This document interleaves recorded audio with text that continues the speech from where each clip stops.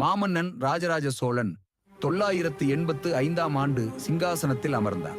ஆனால் இளமைத்திலேயே இவர் புத்திசாலித்தனம், இராணுவ திறமை மற்றும் நிர்வாக திறமையை வெளிப்படுத்தியிருந்தார். வரலாற்று ஆவணங்களின்படி அவர் சிறுவயதில் கூட தந்தை சுந்தர சோழனின் உள்நாட்டு மற்றும் வெளிநாட்டு கொள்கைகளில் ஆலோசனை அளித்தார். மக்கள் அதிகம் அறியாத ஒரு உண்மை, ராஜராஜ சோழன் ஒரு துறவியின் பயணத்தால் பெரிதும் பாதிக்கப்பட்டார். சீவக சிந்தாமணி போன்ற சமண புத்தகங்களை படித்ததன் மூலம் அரசன் ஆன்மீக நோக்கத்துடன் இருந்தார்.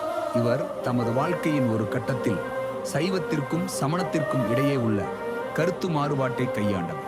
ஆனால் சமீபத்திய கல்வெட்டுகள் சொல்வது சமணர்கள் மீதும் பெருமளவு மரியாதை இருந்ததாகவும் அவர்களுக்கான பண்ணைகளையும் அமைத்ததாகவும்.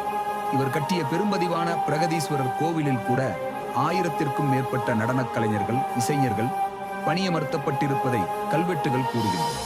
இந்த கோவில் ஒரு ஆன்மீக மையமாக இருந்ததோடு கலாச்சார ஆய்வு தளமாகவும் இருந்தது. இன்று நாம் பாராட்டும் கலை வடிவங்களில் பல தத்துக்கரணங்கள் ராஜராஜன் காலத்தில் இருந்து வரும். மேலும் சிங்களத்தில் உள்ள அண்மை கால அகழ்வாய்வுகள் ராஜராஜன் இலங்கையில் கட்டிய ராஜராஜபுரம் என்ற நகரம் பற்றி தெரிவிக்கின்றன. இது சோழர்களின் நிர்வாக நுட்பத்தை வெளிக்கொணைக்கும் வகையில் திட்டமிடப்பட்ட நகரம்.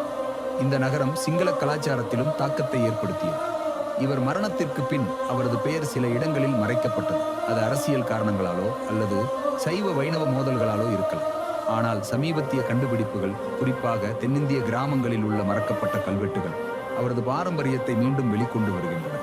ராஜராஜ சோழன் என்பது வெறும் போர்க்கள தலைவர் அல்ல. அவர் ஆன்மீக, கலாச்சார, நிர்வாக பன்முக திறமைகளால் உலக வரலாற்றில் திகழும் ஒரு அபூர்வ ஆளும். இன்று நாம் அறியாத அந்த பல பாரம்பரியங்கள் கல்வெட்டுகளிலும் பழங்கால நூல்களிலும் நம்மை இன்னும் ஆழமாக அவர் காலத்திற்குள் அழைத்துச் செல்கின்றன.